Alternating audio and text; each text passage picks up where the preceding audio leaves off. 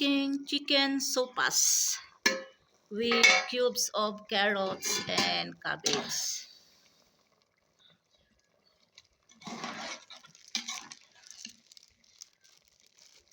So this is already cooked.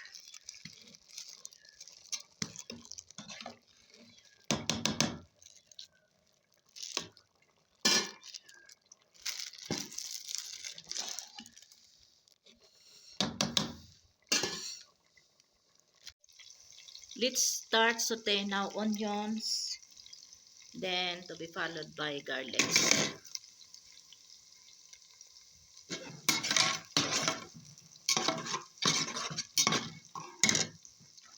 As usual, I'm cooking here in chimney or pugon or anggiti. Now next we can put now this chicken.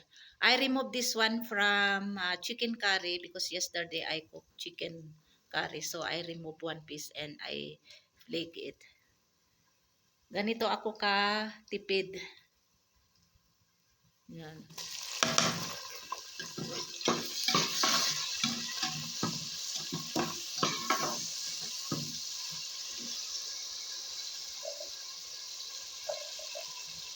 Since this is already cooked, this chicken, now we can add now also this carrots, cubes carrots.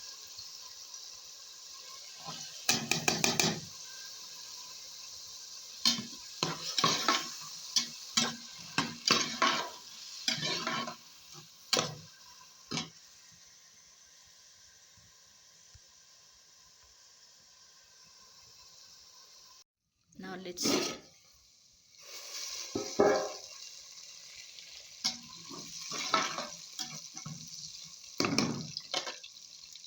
now we can add now this macaroni, elbow macaroni.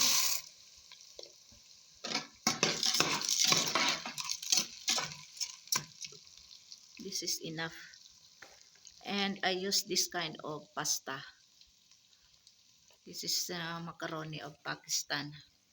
Products of Pakistan. Now we can add now water, enough water.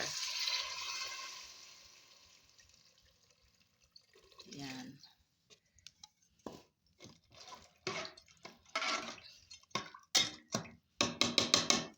And then cover natin.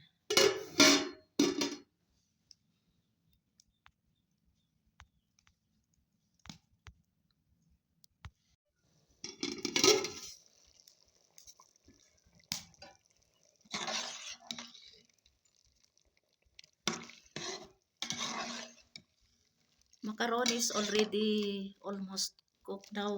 I can put now this cabbage.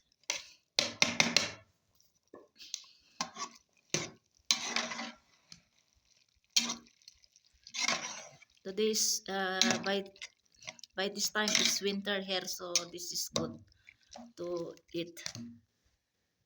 Sopas. This is also common Filipino dish. Now I will put now also salt and black pepper powder. I use this kind of black pepper powder. 370 rupees ito. Retail price.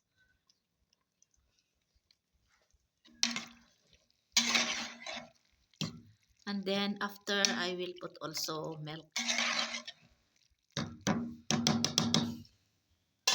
Now we have to cover again. And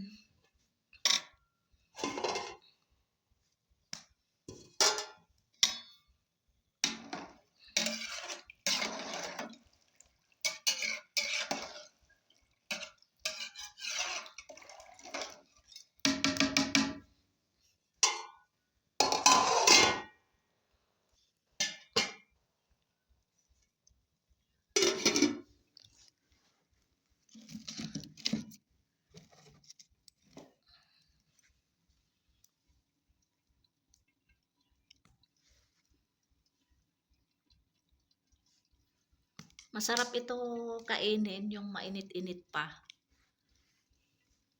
Lalo na ngayon winter dito.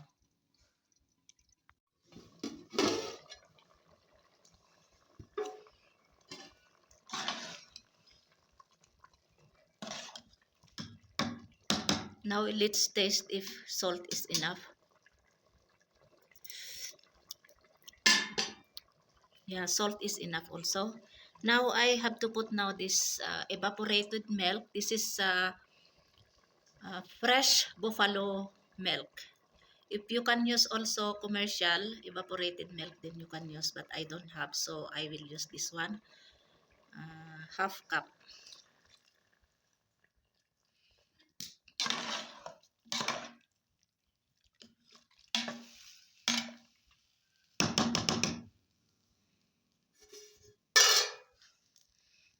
I use this kind of milk. 1 kilo we are getting from our neighbor here, and every month we are paying.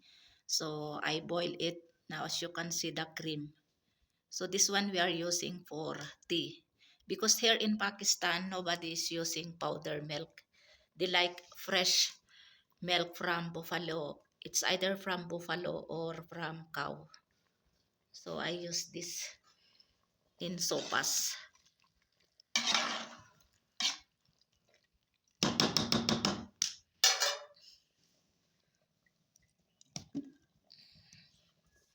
One recipe again is done. Kain tayo ng chicken sopas with carrots, cubes of carrots and cabbage. If you have this sausage, then you can add also, but I don't have sausage, so this is very good for winter. Ayan, mainit-init pa oh. Bismillah, wala barakatillah.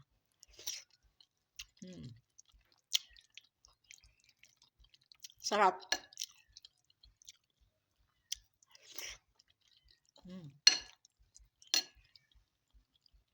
I finished 1 clay plate of sopas. Yummy, yummy.